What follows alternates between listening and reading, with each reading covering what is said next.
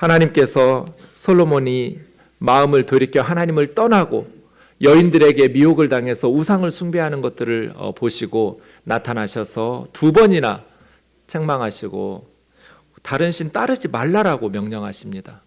하나님의 진노로 솔로몬에게 경고하시면서 회개하고 우상을 버리고 다시 돌아오라고 권면하셨는데 솔로몬은 하나님의 명령을 지키지 않습니다. 그래서 하나님은 솔로몬에게 강력한 경고를 하십니다. 이보다 더 센 무서운 경고가 없습니다. 11절에서 13절 보시면 내가 반드시 이 나라를 너에게서 빼앗아 너의 신하에게 줄 거라고. 그런데 너희 아버지 다윗을 생각해서 너 대에는 하지 않고 네 아들 때에 나라를 빼앗아서 너의 신하에게 줄 거라고 말씀하셨습니다. 너희 유다 지파에는 내가 다윗과 예루살렘 생각해서 한 지파만, 이스라엘은 전체 몇 지파였어요? 12지파였어요. 그러니까 유다와 베냐민 두 지파만 너희 아들에게 주고 나머지 10지파는 너의 신하에게 줄 거라고. 여러분 이제 솔로몬은 어떻게 해야 돼요?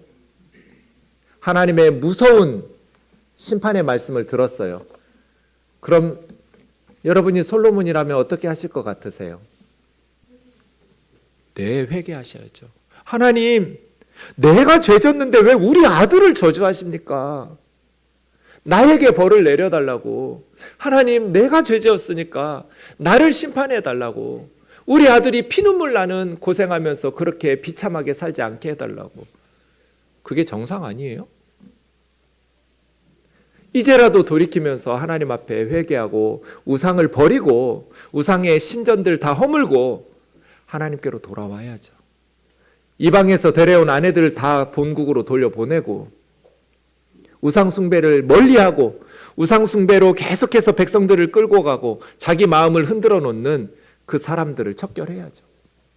아무리 자기가 좋아하는 여인들이라 할지라도. 그런데 솔로몬은 그렇게 하지 않았어요. 이때 우리가 생각해야 될 말씀이 있어요.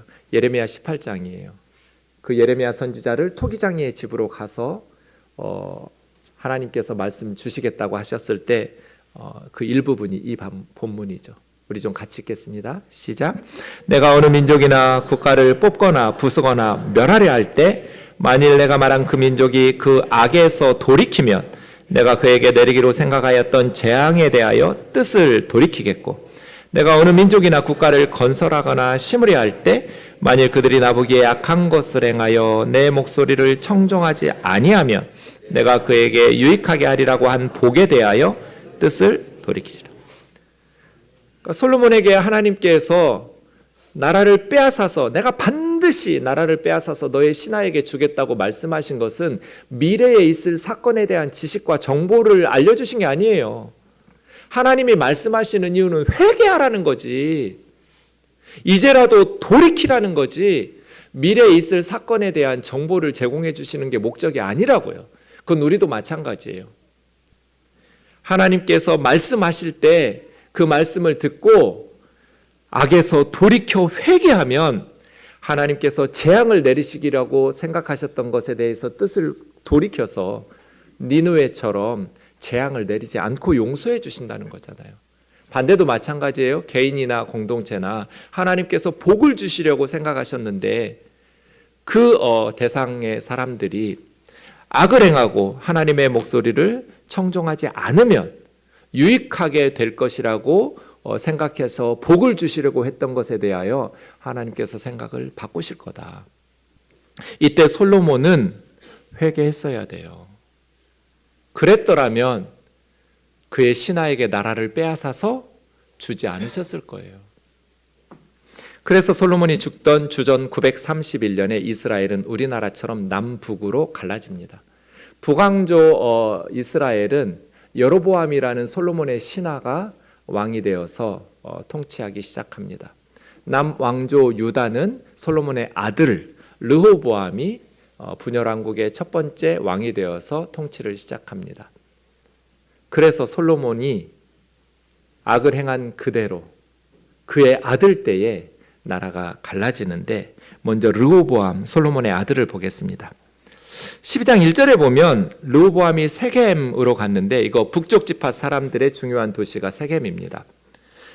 왜 세겜으로 갔냐면 아버지 솔로몬이 죽은 후에 온 이스라엘 백성들이 르호보암을 왕으로 삼으려고 세겜에 모인 거예요. 그러니까 르호보암은 왕이 되지 않을 가능성이 거의 없었어요. 르호보암의 왕권이 거부될 가능성은 거의 없었어요. 모든 백성들이 솔로몬의 아들 르호보암을 이스라엘의 새로운 왕으로 세우려고 세겜에 모인 거예요. 그때 이제 느밧의 아들 솔로몬의 신하였던 여로보암이라는 사람이 애굽으로 도망갔다가 돌아왔었고, 북쪽 지파 사람들이 여로보암이라는 솔로몬의 신하를 대변인으로 삼아서 세겜으로 가서 르호보암에게 이야기하는 거예요. 4절이에요. 여러분 4절 솔로몬의 아들 르호보암에게 백성들이 하는 말 좀 보세요. 저는 언젠가 이 말씀 읽다가 펑펑 울었어요. 솔로몬은 수많은 건축 사업과 그리고 사치하고 화려하게 사느라고 백성들의 삶을 도탄에 빠뜨렸어요.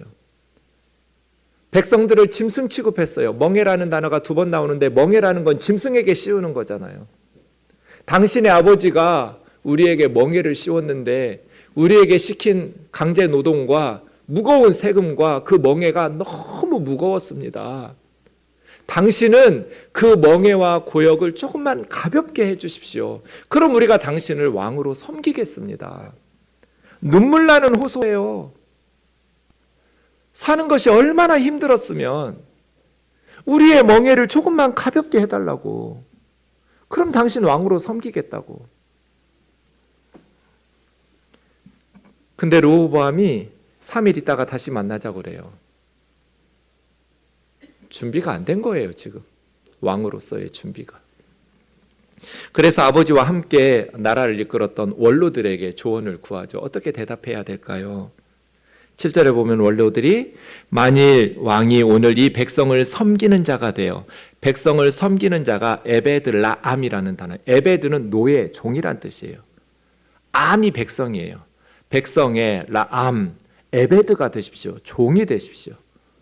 왕은 백성의 종이 되어서 섬기시고 좋은 말로 대답하십시오. 걱정하지 말라고. 내가 당신들의 무거운 멍에를 가볍게 해줄 테니까 좋은 말로 대답하시면, 그러면 이제 이 백성들은 영원히 왕의 종이 될 거라고. 이 원로들은 이룰 거 다 이루었고 사심이 없는 사람들이에요. 솔로몬과 함께 권력 다 누렸고 이제 나이 들어서 사심 없이 아주 지혜롭게 조언을 했어요. 왜냐하면 솔로몬이 그렇게 사치하면서 수많은 무리한 건축 사업에 서민 경제는 무너지고 백성들의 삶은 도탄에 빠져서 민심이 흉흉한 걸 다 들었잖아요. 그러면 이제 새로운 왕 르호보암은 백성들의 원하는 대로 조금만 가볍게 해주면 영원히 왕을 섬기는 왕의 종들이 되지 않겠느냐고. 그런데 르호보암이 이 원로들의 자문을 버렸어요. 왜 버렸을까요? 자기 마음에 들지 않으니까요. 왜 원로들의 조언이 마음에 들지 않았을까요? 내가 지금 왕이 됐는데 에베드라암? 백성의 종이 되라고? 내가 왕인데? 세겜으로 오라고 할 때부터 기분 상했을 거예요. 아니, 백성들이 나를 왕으로 당연히 세워야 되면 예루살렘 왕궁으로 와서, 예루살렘으로 와서 나를 왕으로 추대해야지 왜 세겜으로 오라고 그래? 근데 뭐 멍에를 가볍게 해달라고? 거기다가 원로들은 좋은 말로 대답하라고? 내가 왕인데? 기분이 나빴어요. 그래서 자기와 함께 자라난 어린 사람들과 의논을 하기 시작해요. 어린 사람들이라면 몇 살쯤 됐을까요, 여러분?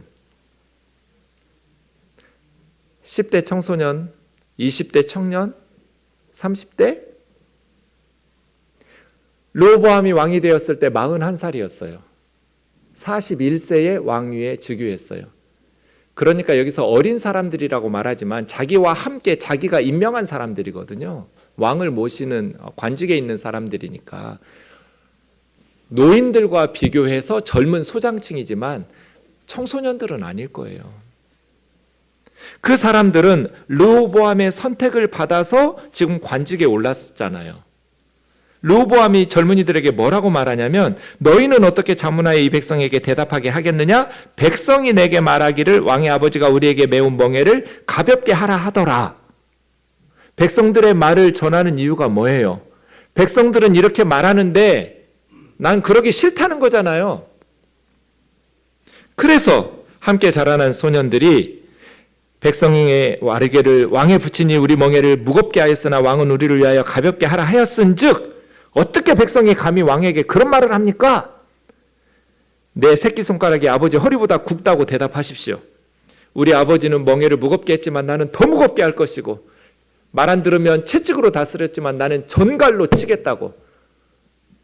독이 있어서 맞으면 죽어요. 쏘이면. 리더는 아부하는 사람들을 멀리해야 돼요. 그래서 3일 후에 다시 만났던 백성들에게 르호보암은 포악한 말로 대답해줘요. 우리 아버지보다 나는 더 무거운 멍에를 줄 것이고 반항하면 채찍이 아니라 전갈 채찍으로 다스릴 거라고. 세겜에 모인 백성들이 절망했어요. 이제 솔로몬이 죽어서 아까운 게 아니라 다행이다. 이제 뭔가 희망이 보이려나 기대를 품었었던 거예요.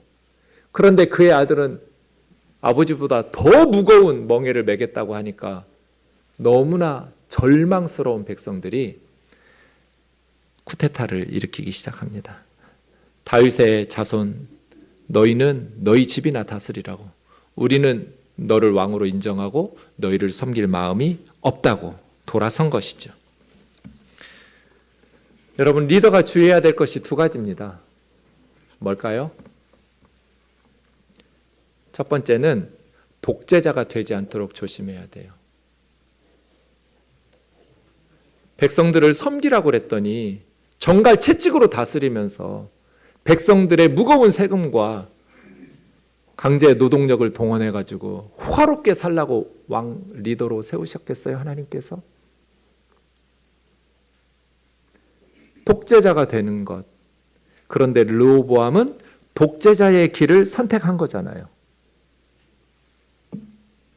또 하나는 리더십, 배가 항구로 가도록 목적지로 잘 가도록 이끌어야 되는데 배가 산으로 가도록 방치하는 리더도 좋은 리더가 아니에요.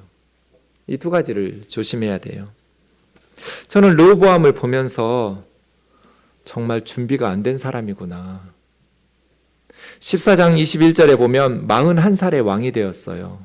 17년간 왕으로 다스렸어요. 그 17년이 어땠을까요? 너무 불행했어요. 왜? 르호보암이 왕으로서 전혀 준비가 되지 않았어요. 아버지는 40년 동안 전 12지파 이스라엘을 통치했고 할아버지 다윗은 33년 동안 이스라엘 12지파를 전체 다스렸어요. 73년 동안 나라가 하나였어요. 그런데 단 3일 만에, 불과 며칠 만에 나라를 두동강으로 만들었어요. 왜? 준비가 되지 않았어요, 르호보암이. 신앙적으로도 준비가 되지 않았고 인격적으로도 준비가 되지 않았어요. 3일 있다 만날 이유가 뭐가 있어요? 통치 철학과 비전과 정책이 준비된 사람이라면 세겜에서 백성들과 만났을 때 나는 이렇게 나라를 이끌고 싶다고 도와달라고 백성들의 도움을 요청하면서 함께 우리 이스라엘을 새롭게 행복한 나라로 만들어가자고 말을 했어야죠. 마음이 건강하지 못하니까 백성들이 왕에게 무거운 멍에 좀 가볍게 해달라는 말조차도 소화를 못 해내가지고 젊은 사람들의 조언을 듣고 나라를 두동강으로 낸 거잖아요. 에베드람, 백성의 종이 되라고? 내가 왕인데? 어디서 감히? 이런 세상 다른 나라의 왕들처럼 독재자의 길을, 전제 국가의 길을 가다가 망한 사람이 르호보암이에요. 40년 동안 뭐 했냔 말이에요. 41살에 왕이 됐는데 전혀 신앙적으로 준비가 되지 않았고 인격적으로도 준비가 되지 않았어요. 아버지 솔로몬은 뭐 했을까요? 성경에 솔로몬의 아들은 딱 한 사람만 나와요. 르호보암. 실제로 유대 랍비들은 솔로몬에게는 1000명의 여인들이 있었지만 아들은 르호보암 한 사람밖에 없었다라고 가르쳐요. 그럼 무슨 다른 경쟁자 왕자들이 있는 것도 아니에요. 자기가 왕이에요. 솔로몬이 다윗을 이어서 왕이 되려고 했을 때는 잡음이 있었지만 아도니아라는 형이, 르호보암이 솔로몬 죽고 왕이 됐을 때는 전혀 잡음도 없었어요. 그냥 자기가 왕 되는 거예요. 세겜에 모인 사람들도 르호보암을 왕으로 추대하려고 모인 거예요. 그런데 르호보암은 전혀 준비가 되지 않았어요. 그러니 르호보암에게 이런 버림을 받은 백성들이 누구를 자기들의 왕으로 리더로 세우겠어요? 고위직에 있었던 솔로몬의 신하 여로보암. 자기들을 위해서 왕에게 건의하고 조언을 했다가 왕에게 밉보여가지고 죽을 뻔한, 그래서 애굽으로 구사일생 도망가서 살아났다가 다시 우리에게 돌아온 여로보암. 당신이 우리의 왕이라고. 여로보암을 새로운 왕으로 세운 거예요. 그래서 여로보암이 왕이 되어서 오늘 본문 25절에 있는 것처럼 세켐의 수도로 정하고 거기에 왕궁을 지으면서 살았어요. 요단강 동쪽에 브누엘, 거기는 야곱이 천사와 씨름했던 야복강가, 거기가 브누엘이죠. 거기는 이제 동쪽과 동북쪽에서 이스라엘을 공격하는 길목에 있어서 중요한 위치거든요. 거기를 요새화하면서 국방을 튼튼히 해요. 두 개를 건설하는데 문제는 26절이에요. 이 여로보암의 마음에, 그래서 여러분 신앙생활할 때 항상 우리 마음을 지켜야 돼요. 어떤 염려가 생겼냐면 나라가 다윗의 집으로 돌아갈 것 같은 거예요. 왜냐? 27절 때문이죠. 백성들이 적어도 1년에 3번은 예루살렘으로 가잖아요. 유월절, 오순절, 초막절 때. 그 예루살렘, 르호보암이 통치하는 남쪽 유다 예루살렘 성전에 가서 거기서 예배하면서 말씀 들으면 이 백성들이 언젠가는 나를 죽이고 르호보암의 신하들 백성들이 될 거다. 이런 걱정할 수 있어요, 없어요? 있죠. 그럼 여로보암은 어떻게 해야 돼요? 아히야 선지자를 통해서 주신 하나님의 말씀을 붙들고 솔로몬이 기브온 산당에서 1000번째 드렸던 것처럼 하나님 앞에 매달려야죠. 그런데 여로보암이 한 방법이 뭐예요? 28절. 금송아지 2개 만들어가지고 하나는 예루살렘으로 내려가는 길목의 베델에, 그건 북이스라엘 왕조의 가장 남쪽에 있는 도시고, 하나는 북이스라엘의 가장 북쪽에 있는 단이라는 도시에 하나씩 금송아지를 놓고, 이것이 너희를 애굽 땅에서 인도하여 올린 너희의 신들이다. 유일하신 하나님을 다신교로 만들어버려요. 신들이라고. 금송아지 2개를 베델과 단에 만들고 여기서 예배하라고. 예루살렘 성전에 갈 필요가 없어요. 백성들을 우상 숭배로 이끌었다는 거잖아요.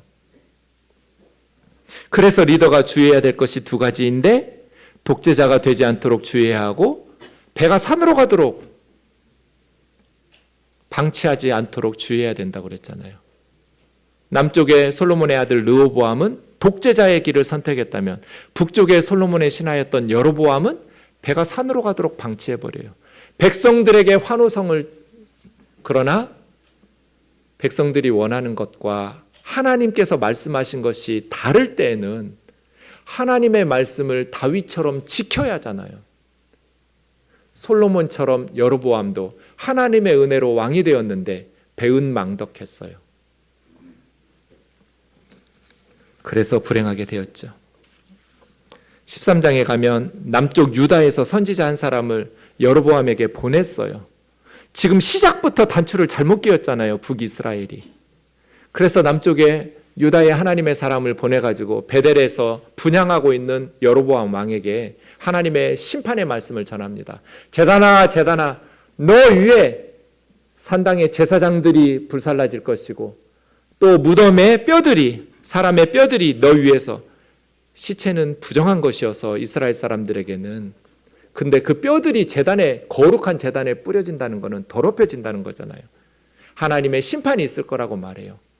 그 선지자의 말을 듣고 분향하던 왕 여로보암이 손을 뻗으면서 저놈 잡아라 그래요.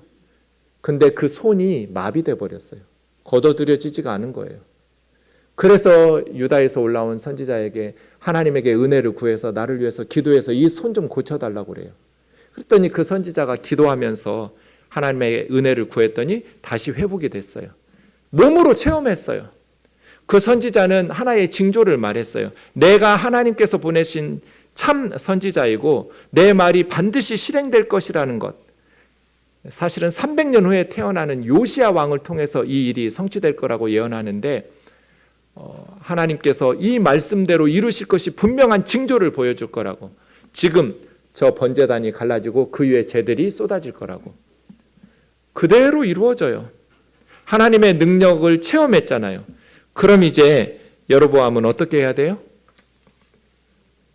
회개해야죠. 베델과 단의 금송아지를 없애야 되겠구나. 이 제단이 하나님의 심판을 초래하겠구나. 우리나라를 멸망의 길로 이끌고 나를 멸망의 길로 이끌겠구나. 회개했어야죠. 그런데 여로보암은 어떻게 했을까요? 7절 보세요. 그 하나님의 사람에게 유다에서 올라온 선지자를 함께 우리 집에 가서 쉬고 내가 예물 주겠다고 돈으로 매수하려고 그래요. 아니 회개를 해야지. 말씀을 선포하면 제단이 갈라지면서 제단 위에 불타고 있던 짐승의 재들이 쏟아져 내리는 이런 영역 있는 하나님의 사람을 매수하면 하나님의 심판의 말씀이 이루어지지 않나요? 오늘 설교 제목이 여로보암의 죄예요. 여로보암의 죄가 뭘까요? 신앙과 종교를 정치에 이용해 먹은 거예요. 자기의 정치적인 입장 때문에 가짜 성전 지어놓고 금송아지 만들어놓고 예루살렘 성전에 갈 필요 없다 하고 레위인도 아닌 일반 백성들을 제사장으로 삼고 백성들이 환호성하는 정책들을 가지고 지역마다 산당들 지어놓고 거기서 우상숭배하게 만들고 백성들이 원하는 거 다 들어주면서 절기도 바쁜 농번기에서 한 달 뒤로 미뤄주는, 비슷하게 하나님 섬기는 것 같이 하지만 하나님의 말씀을 범하는, 그리고 회개하라고 남쪽에서 선지자 보내주셨고 직접 몸으로 체험하고 눈앞에서 기적들을 보여주시면서도 돌이키라고 말씀하시는데도 돌이키지 않으면서 오히려 그 사람을 매수하려고 돈 주겠다고 예물 주겠다고 그렇게 해서 모면하려고 했던 정치인. 고대 왕들은 다 이렇게 살았어요. 그런데 이스라엘의 왕은 이렇게 살면 안 돼요. 종교를 정치에 이용해 먹으면 안 돼요. 다른 나라들은 다 그럴지라도 이스라엘 왕은 이렇게 종교와 신앙을 정치에 이용해 먹으려고 그러면 안 돼요. 우리가 하나님 앞에 순수하게 바른 신앙생활을 하면 하나님께서 우리의 필요들을 아시니까 하나님께서 저와 여러분의 삶을 인도하실 줄 믿습니다. 불순물과 찌꺼기를 집어넣으면서 하나님과의 관계 속에서 하나님을 이용해 먹고 신앙과 기도와 예배를 이용해 가지고 세상적인 것들을 추구하면 여로보암처럼 될 겁니다. 여로보암은 북이스라엘의 첫 번째 왕이었습니다.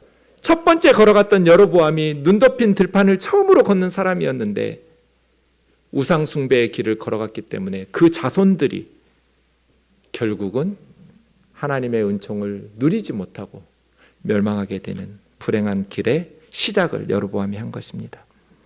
저와 여러분, 우리 자녀들과 함께 살아갈 때 믿음으로 바르게 살아가는 믿음의 본이 되는 선배 그리스도인 되기를 주의 이름으로 축원합니다.